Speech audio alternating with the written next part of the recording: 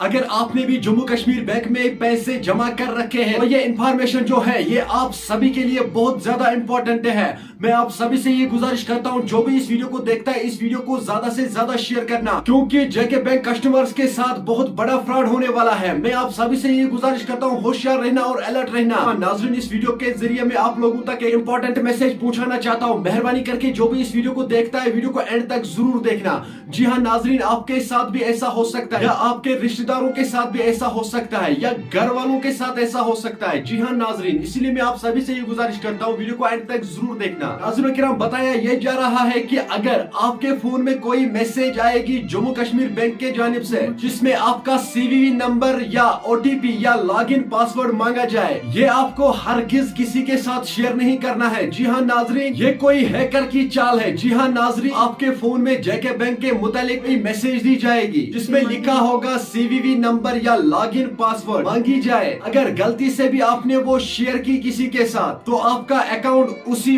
وقت صاف ہوگا۔ جی ہاں ناظرین، جتنے بھی پیسے آپ نے جمع کر کے رکھے ہوں گے اپنی زندگی میں ایک سیکنڈ میں ہیکر صاف کر لے جائے گا۔ میں آپ سبھی سے یہ گزارش کرتا ہوں اس ویڈیو کو زیادہ سے زیادہ شیئر کرنا۔